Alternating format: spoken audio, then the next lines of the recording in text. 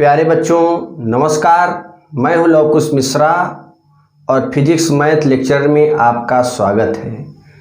बच्चों आज के इस वीडियो लेक्चर में हम लोग एक समान विद्युत क्षेत्र में विद्युत द्विध्रुव पर लगने वाले बलयुग्म के आघूर्ण का सूत्र सिद्ध करेंगे, यानी टाउ बराबर पीई साइन थीटा। तो सबसे पहले हम लोग इसका हेडिंग डालेंगे, एक समान विद्युत क्षेत्र में एक समान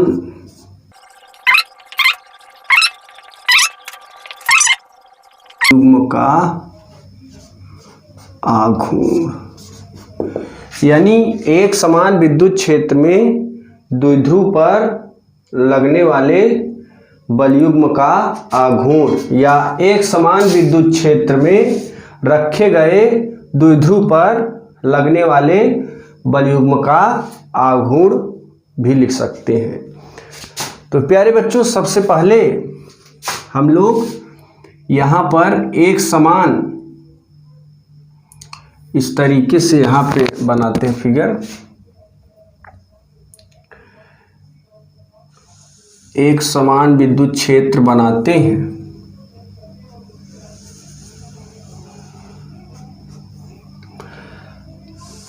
तो जहां पर ये विद्युत क्षेत्र उत्पन्न होगा प्यारे बच्चों,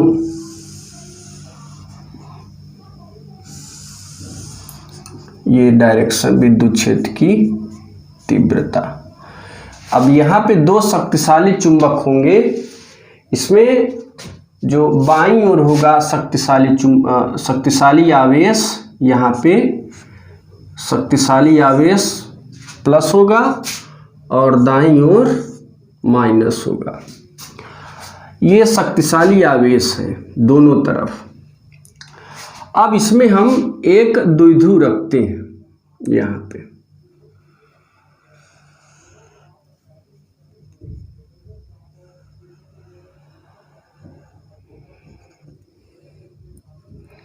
इस तरीके से, और ये द्विध्रुव दो बिंदु होते हैं, दो बिंदु आवेश, इसका नाम रख देते हैं ए और इसका रख देते हैं बी। इस सिरे पर जो आवेश की मात्रा होगी प्यारे बच्चों वो होगी माइनस, और इस सिरे पर रख देते हैं प्लस। या आप चाहे जैसे करिए, यहाँ पे कर दीजिए प्लस और यहाँ पे कर दीजिए माइनस, थोड़ा इधर दूर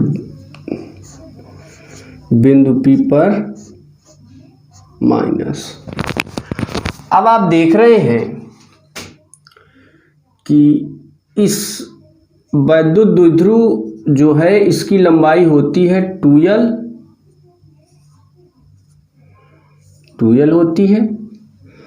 और यहाँ पे एक चीज आप देख रहे हैं कि एक समान विद्युत क्षेत्र में जो द्विध्रुव रखा है AB, अब ये एक समान क्षेत्र में शक्तिशाली आवेश यहाँ पे धन आवेश है और इधर ऋण आवेश है। अब इसमें आप देखेंगे बिंदु A पर प्लस Q आवेश है और बिंदु B पर माइनस आवेश है। तो इधर का ये जो प्लस है और ये जो शक्तिशाली आवेश रखा हुआ है, ये प्लस है, ये माइनस, इसको क्या करेगा, आकर्षित करेगा इस आवेश को। और इधर का जो माइनस आवेश है इस शक्तिशाली आवेश प्लस को भी आकर्षित करेगा। यानी ये एक दूसरे को, ये बिंदु A इधर की ओर आकर्षित करेगा और ये बिंदु B इधर की ओर आकर्षित करेगा। तो यहां पर विपरीत दिशा में दो बल काम करेंगे, एक इधर बल युग्म काम करेगा, ये यहां पे लिख देते हैं बिंदु B और माइनस Q, एक इधर काम कर जाएगा इधर, इस तरीके से। अब इसमें आप देख रहे हैं प्यारे बच्चों, इसका जो विपरीत दिशा में बलयुग्म लग रहा है, जब ये इधर बल लगाएगा और ये इधर बल लगाएगा तो यहाँ पे ये एक दूसरे को घुमा देगा, यानी ये आघूर्ण काम करेगा। जैसे आप किसी दरवाजे को पकड़ के ऐसे घुमाते हैं ना, तो वहाँ पे एक बल युग्म का आघूर्ण काम करता है। बल लगाते हैं और बल की क्रिया रेखा के लंबवत दूरी जहाँ से वो वस्तु घूमती है, दरवाजा जहाँ से कब्जा वगैरह लगा होता है, घुंडी लगी होती है जहाँ से घूमती है वस्तु, तो वहाँ पे उससे लंबवत दूरी और जहाँ पे आप पकड़ कर उससे घुमाएंगे तो वहाँ पे एक बलयुग्म काम करेगा। ऐसे ही विपरीत दिशा में दो बलयुग्म काम कर रहे हैं। मान लेते हैं इधर जो है F1 बल लग रहा है और इधर F2 बल लग रहा है। अब इस दिशा में जितना बल लगेगा उतना ही बल इस दिशा में लगेगा। तो मैंने एक सूत्र बताया था, E बराबर F/Q, और तिर्यक गुणा करेंगे तो F बराबर E इंटू Q। तो यहाँ पे F बराबर E इंटू Q लिखेंगे। E क्या है? विद्युत क्षेत्र की तीव्रता और Q आवेश। अब इधर भी सेम होगा। अब इनके जो परिमाण हैं प्यारे बच्चों वो तो समान हैं लेकिन दिशाएं विपरीत हैं। यानी F1 का अगर मान प्लस में रखेंगे तो F2 का माइनस रख देंगे, लेकिन इनके जो परिमाण है वो समान है, दिशा विपरीत होने के कारण जो उसकी वैल्यू हो माइनस में हो जाएगी। यानी अगर इसका हम नेट बल निकालें, आघूर्ण का नेट बल, आघूर्ण का नेट बल क्या होगा, तो यहां लिख देंगे F नेट। अब F नेट लगाए तो एक बल तो इधर है F1, दूसरा बल इधर काम कर रहा है F2, दोनों को जोड़ेंगे और इसको अगर समीकरण 1 मान लें प्यारे बच्चों, तो आप इधर देख रहे हैं इधर दोनों विपरीत दिशा में डायरेक्शन है, F1 का इस दिशा में है, F2 का इस दिशा में है। तो दिशा अगर विपरीत हो गई तो चिन्ह भी विपरीत हो जाएंगे, लेकिन परिमाण एक ही होगा। तो F1 इधर है, F1 की वैल्यू क्या है EQ, प्लस F2 की वैल्यू EQ ही रहेगी, लेकिन इसका जो दिशा विपरीत होने के कारण चिन्ह इसका विपरीत कर देंगे। अब प्यारे बच्चों इसका अगर हम प्लस और माइनस माइनस, तो ये कट की हो जाएंगे शून्य, यानी यहाँ पे जो हमें नेट बल मिल रहा है वो शून्य मिल जाएगा। तो कहीं ना कहीं जो है यहाँ पे आपको दिख नहीं रहा है तो थोड़ा साइड में लिख देते हैं, यहाँ पे लिख देते हैं F नेट बराबर 0, यानी एक समान विद्युत क्षेत्र में जो वैद्युत द्विध्रुव रखा है उसका जो नेट बल होता है 0 है। अब अगर इन दोनों रेखाओं को, ये जो बल इधर काम कर रहा है इसकी रेखा को हम पीछे बढ़ा दें इस तरीके से, तो ये जो है बल की क्रिया रेखा है, ये क्या है? बल की क्रिया रेखा। और अगर हमें बल युग्म का आघूर्ण निकालना है तो बल गुणे बल की क्रिया रेखा के लंबवत दूरी, यानी ये बल है, बल की क्रिया रेखाएं हैं। ये कौन सी रेखाएं हैं? बल की क्रिया रेखा, यानी ये बल F2 बल इधर क्रिया किया तो रेखा हम पीछे खींच सकते हैं, ये बल इधर किया तो इसकी रेखा पीछे की ओर। तो यहाँ पे जैसे आप प्रिज्म वगैरह हम पढ़ाएंगे तो वहाँ पे जो आप देखेंगे कि एक किरण निकलेगी, अभी इसमें कोई भी किरण जैसे इस तरीके से ये मान लीजिए ये कोई किरण है, आपतित किरण, और इसमें जाएगी यहाँ पे अभिलंब होगा तो इधर की ओर झुक जाएगी, फिर यहाँ पे इस तरीके से निकल जाएगी ये अभिलंब, तो इस किरण को हम पीछे बढ़ा सकते हैं। ये तो क्रिया हो गई। तो वैसे ही यहाँ पे बल का क्रिया होता है। अगर एक क्रिया कर रहा है तो उसके पीछे से कोई हम रेखा खींच सकते हैं। तो यहाँ पे देखिए बल की क्रिया रेखा, बल की क्रिया ये है, ये दोनों रेखाएं हैं, तो यहाँ पे हम लंबवत दूरी, यानी ये जो दोनों रेखाएं हैं इसके लंबवत दूरी हम ले सकते हैं। ये ए है, इसका नाम रख देते हैं सी। अब आप देख रहे हैं यहाँ पे ये लंब है, बल की क्रिया रेखा के लंबवत दूरी, और इसका नाम है ए सी। अगर इस कोण को हम मान लें थीटा, यानी ये जो द्विध्रुव आघूर्ण है ये बल की क्रिया रेखा से कितने अंश कोण बना रहा है, थीटा। तो यहाँ पे कोण के सामने वाली भुजा लंब और ये कर्ण, तो यहाँ पे हम लोग साइन लगा देंगे। और साइन मैंने बताया था कि साइन लख है लंब बटे कर्ण। तो प्यारे बच्चों यहाँ पे अब देखेंगे पहले कि त्रिभुज ए सी बी में साइन थीटा, यहां पे एक त्रिभुज बन रहा है समकोण त्रिभुज। तो अगर ये कोण थीटा मैंने माना तो इस कोण के सामने वाली भुजा ये लंब का काम करेगी। इसमें लंब क्या है, AC,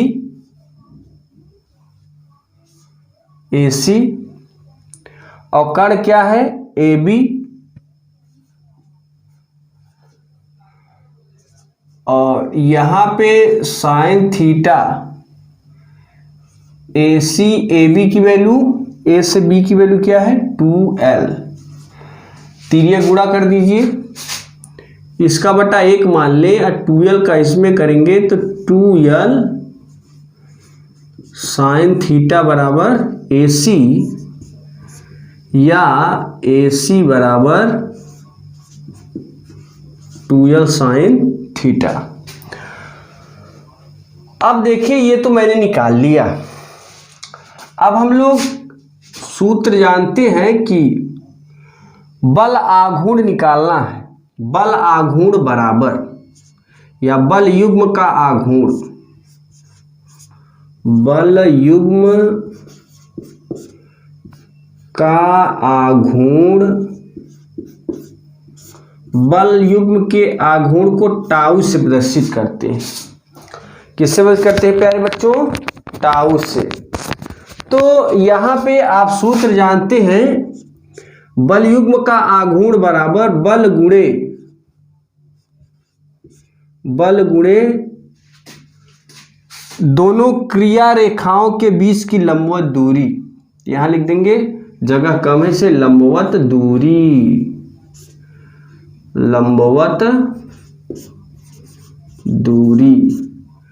लंबवत दूरी में AC आप क्या लिख सकते हैं, और यहाँ पे बल की क्रिया रेखा के बीच लंबवत दूरी। तो अब यहाँ पे हम लोग केवल टाउ लिखेंगे। टाउ बराबर बल क्या है, अभी देख रहे हैं दोनों तरफ जो बल युग्म काम कर रहे हैं उनके परिमाण क्या है, समान है। तो बल के स्थान पे लिख देंगे EQ। अब बल की क्रिया रेखा AC की मैंने क्या वैल्यू निकाली है, 2L साइन थीटा। अब देखिए प्यारे बच्चों, Q इंटू 2L, इसको ऐसे लिखेंगे, EQ into 2L sine theta, यहां पे। तो इसमें अगर हम 2L साइन थीटा के स्थान, ये Q इंटू 2L बराबर P होता है, Q इंटू 2L बराबर P, वैद्युत द्विध्रुव आघूर्ण P बराबर, वैद्युत द्विध्रुव आघूर्ण P बराबर Q इंटू 2L, तो यहां रख देंगे P, तो ये हो जाएगा E into p sine theta या p e sine theta tau. ये समीकरण 1, ये 1 हो जाएगा। अब तो ये हमारा जो फार्मूला है बच्चों, ये तो अदिश रूप है। अब इसका हम सदिश रूप निकालेंगे, तो यहां लिखेंगे सदिश टाउ का सदिश रूप। इसका सदिश रूप क्या होगा? हमने आपको कक्षा 11 में पढ़ाया था, और जो नहीं हमसे पढ़े हैं वो जरा आप पढ़े होंगे। कक्षा 11 में क्या पढ़े थे? दो सदिशों का गुणा करने पर सदिश प्राप्त होता है।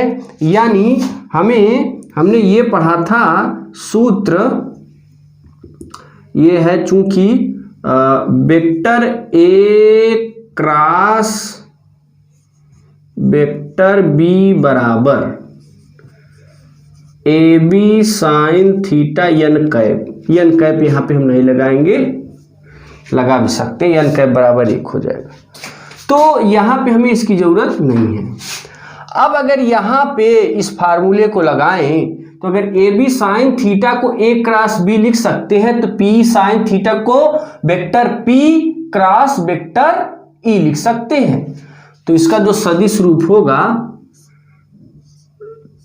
वेक्टर टाउ बराबर vector P cross vector E. अब एक पॉइंट वाली बात यह है बच्चों कि अगर बाईं वाली राशि सदिश हो, तो इन दोनों के बीच में सदिश गुणन लगेगा, क्रॉस प्रोडक्ट। अगर यहां पे वर्ग आ जाए, यानी अदिश राशि आ जाए, वर्ग एक अदिश राशि है, कार्य एक अदिश राशि, W बराबर एफ इंटू डी। अच्छा, ये अगर आ जाता, देखिए थोड़ा समझ लेंगे, एफ W बराबर एफ डी कॉस थीटा। तो यहां पे अगर इसका हम सदिश रूप लिखेंगे, तो W बराबर इसका जो रूप होगा vector F dot vector D. इस चीज को हम लिख सकते हैं, क्योंकि ये एक अदिश राशि है, इसलिए यहां पर अदिश गुणन लग जाएगा। तो अगर अदिश राशि है तो अदिश गुणन, सदिश राशि है तो सदिश गुणन। तो यहां पे ये जो वैल्यू है टाउ बराबर पी साइन थीटा, यही है एक विद्युत क्षेत्र में द्विध्रुव पर लगने वाले बल युग्म का आघूर्ण, या एक समान विद्युत क्षेत्र में लगने वाले बल युग्म का आघूर्ण। अब अगर हम बात करें, जो टाउ की दिशा होगी वो P से E की ओर होगी। ये चीज याद रखिएगा, टाउ की दिशा किधर होगी? P से E की ओर। और प्यारे बच्चों एक चीज और, इसका अगर हम मैक्सिमम मान निकालें, मैक्सिमम मान इसका क्या होगा यहां पे देख लेते हैं। यदि थीटा बराबर 90, यानी ये जो ये है, इसको अगर हम ऐसे रख दें परपेंडिकुलर थीटा कोण पर जो झुका है, अगर 90 अंश पे इसको झुका दे, तो समीकरण 1 से टाउ बराबर पीई, यहां पे थीटा 90 रख दीजिए, और आप जानते हैं कि जो साइन 90 अंश की वैल्यू 1 होती है, तो ये टाउ मैक्सिमम की वैल्यू हो जाएगी, टाउ मैक्सिमम। तो अगर थीटा बराबर 90 आ जाए, तो जो द्विध्रुव बलयुग्म का आघूर्ण का मैक्सिमम वैल्यू थीटा बराबर 90 अंश पर होता है। अरे बच्चों, अब हम लोग जानेंगे सतत आवेश वितरण। सतत आवेश वितरण में हम लोग रेखीय आवेश वितरण, क्षेत्रीय आवेश वितरण एवं जो है घनाकार वस्तुएं होती है उसको हम जानेंगे, यानी आयतन आवेश वितरण के बारे में। तो चलिए जान लेते हैं सतत आवेश। सतत आवेश वितरण में सबसे पहले हम जानेंगे रेखीय आवेश वितरण।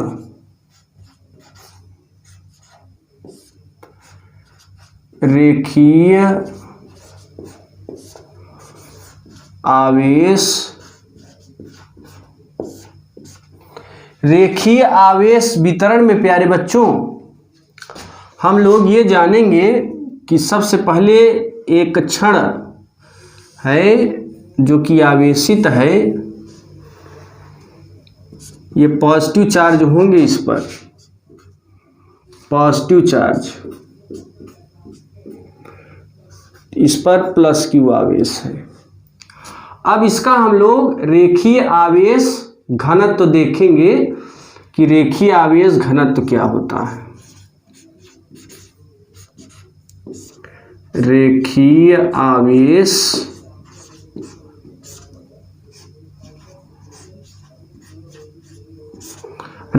आवेश घनत्व को लैम्डा से प्रदर्शित करते हैं और रेखीय आवेश घनत्व बराबर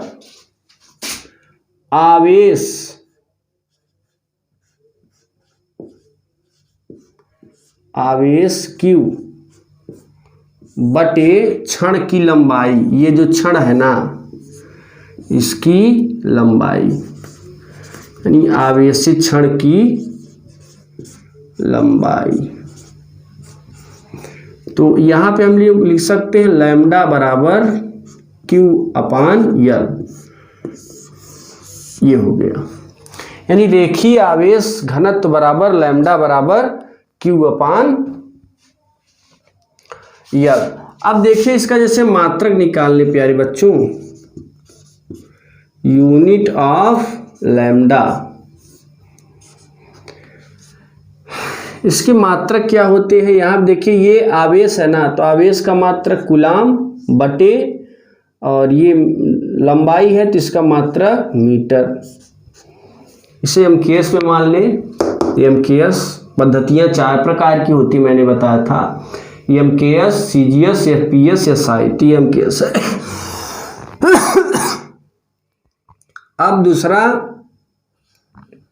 सीजीएस पद्धति में आवेश का मात्रक stat coulomb, S for stat, C for coulomb बटे दूरी का मात्रक होता है सेंटीमीटर। इसका बीमीय सूत्र क्या होगा, इसका तो 80 होता है, आवेश का 80, और इसका होगा यल, और यल नीचे से ऊपर जाएगा, यल के पावर -1। तो यहाँ पे इसके मात्रक और बीमीय सूत्र। अब हम लोग जानेंगे, रेखीय हो गया, अब क्षेत्रीय आवेश घनत्व क्या होता है। क्षेत्रीय आवेश घनत्व, क्षेत्रीय आवेश घनत्व को प्यारे बच्चों हम लोग सिग्मा से प्रदर्शित करते हैं। क्षेत्रीय आवेश घनत्व सिग्मा बराबर क्यू अपान ए होता है। क्षेत्रीय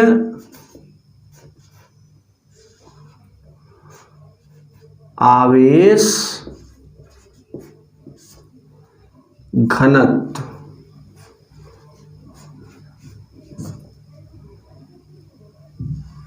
सिग्मा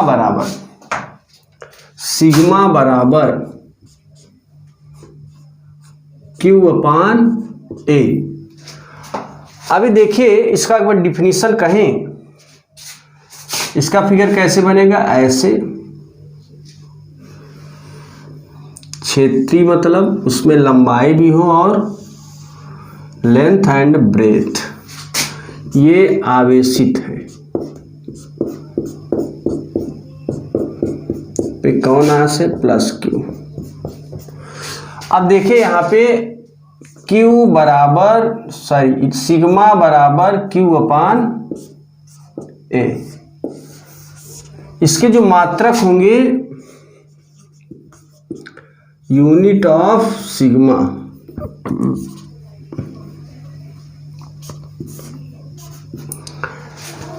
ये क्यू का मात्रक क्या होता है? कूलम। क्षेत्रफल का मात्रक मीटर स्क्वायर। दूसरा स्टैट कूलम प्रति सेंटीमीटर स्क्वायर। विमीय सूत्र AT, इसका AT और ये हो जाएगा L स्क्वायर, यानी L की बीमा 2 होगी और नीचे से ऊपर जाएगा L की पावर -2। अब प्यारे बच्चों देखिए, तीसरा है आयतन आवेश घनत्व। आयतन आवेश घनत्व में कैसे लिखेंगे? आयतन आवेश घनत्व को रो से, आयतन आवेश घनत्व रो बराबर Q/V आयतन, तो ये हो जाएगा रो बराबर Q/V। V माने आयतन हो गया, इसमें लंबाई गुणे चौड़ाई गुणे ऊंचाई, तो इसका आयतन का जो फिगर ऐसे बनता है, सब लोग जानते हो, इस तरीके से बनाते हैं। इसमें लंबाई चौड़ाई, एक घनाभ है या घन, एक मान लीजिए घनाभ की तो लंबाई चौड़ाई ऊंचाई मोटाई बराबर हो, घन में जो है इसकी लंबाई चौड़ाई ऊंचाई सब बराबर होती है। तो यहाँ पे ये फार्मूले हमें क्वेश्चन न्यूमेरिकल को हल करने के लिए प्रयोग किए जाएंगे, तो इसे आप तैयार करके रखिएगा। प्यारे बच्चों, अब हम लोग जानेंगे घन कोण क्या होता है। घन कोण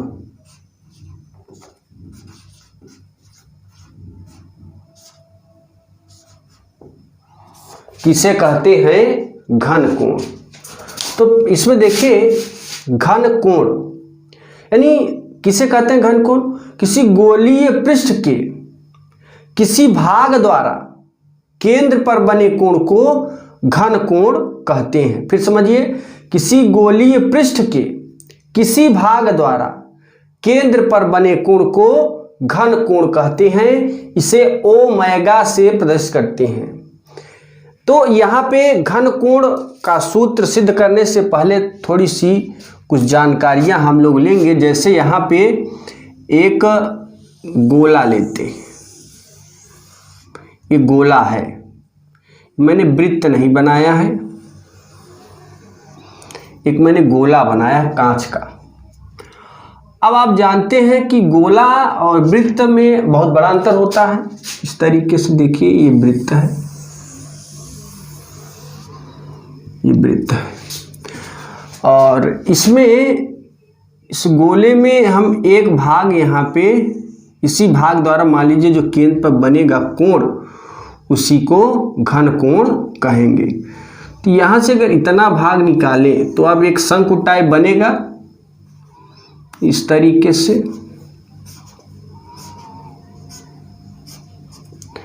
अब इसका एरिया जो होगा इतने का एरिया, इससे केंद्र पर मान लीजिए थीटा कोण बन रहा है, इसकी जो रेडियस है त्रिज्या वो स्मॉल r है, और ये जो एरिया है ये, इसको हम डेल्टा S मान लें या फिर A मान लें कि छोटा एरिया है तो डेल्टा A या फिर डेल्टा S, इतने सरफेस का।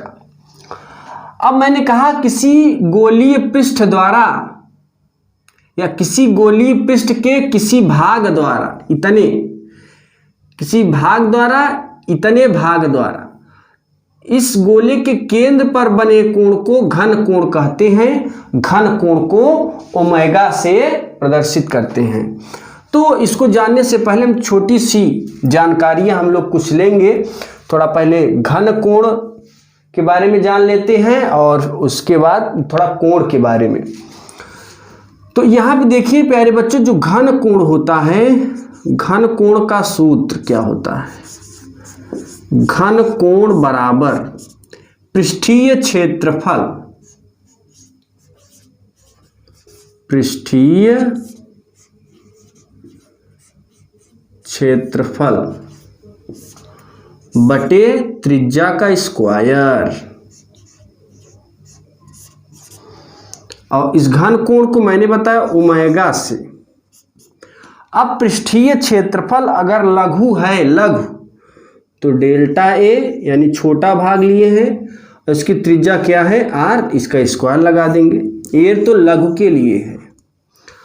अब अगर हम मान लें कि ये जो पूरा एरिया है एक गोला है, और आप कक्षा 10 में पढ़े थे कि जो गोले का क्षेत्रफल होता है 4 पाई आर स्क्वायर के बराबर होता है। तो यहाँ पर अगर इस पूरे के लिए ले लें तो डेल्टा ए बराबर, यहाँ लिखेंगे डेल्टा ए बराबर 4 पाई आर स्क्वायर।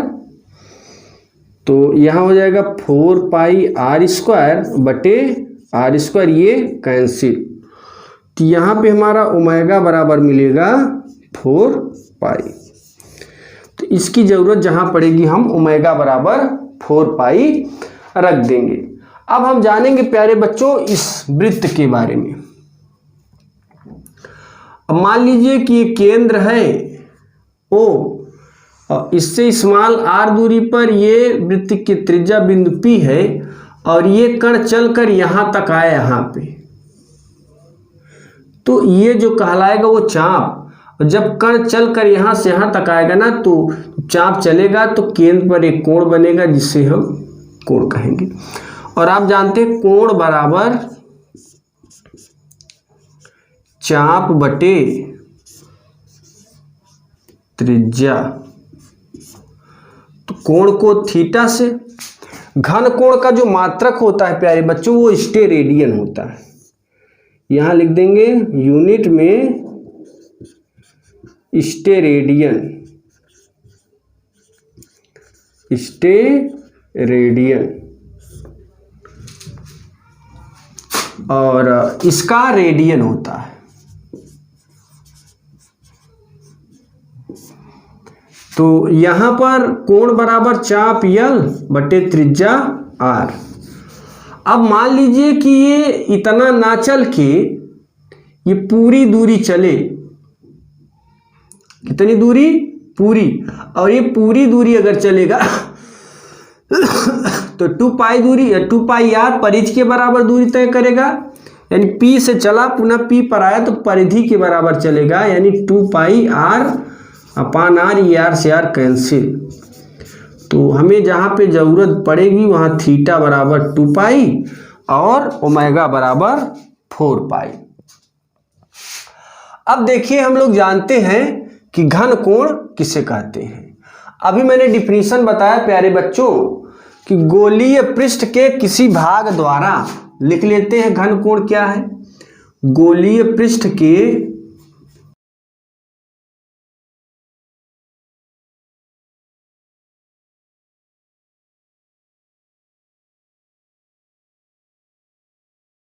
है।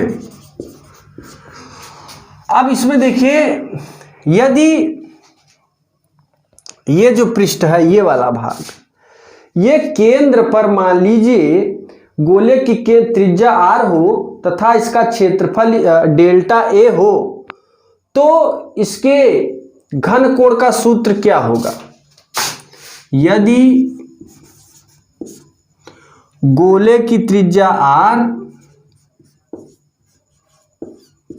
गोले की त्रिज्या आर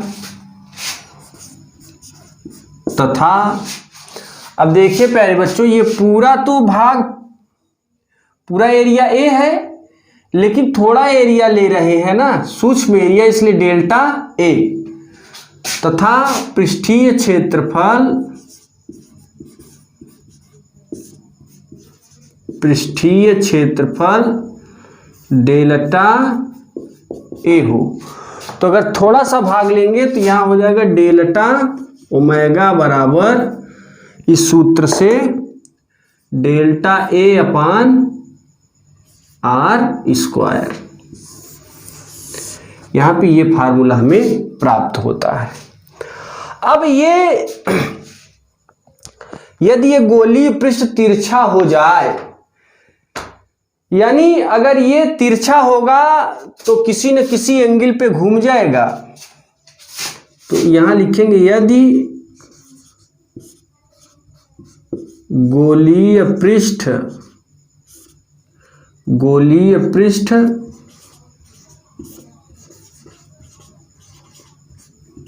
तिरछा हो, तिरछा का मतलब जैसे यहाँ पर एक इस तरीके का भाग बनाएं और इसमें से एक रेखा निकली हुई है इससे। अब यही भाग इसको आगे बढ़ा दें और यही भाग थोड़ा तिरछा कर दें, इस तरीके से ये घूम जाएगा। तो आप देखेंगे कि यहाँ पर दो घटक मिलेंगे। ये किसी एंगल पे घूमेगा तो कुछ न कुछ कोण बनेगा और क्षैतिज घटक एक ऊर्ध्वाधर घटक बन जाएगा इस तरीके से।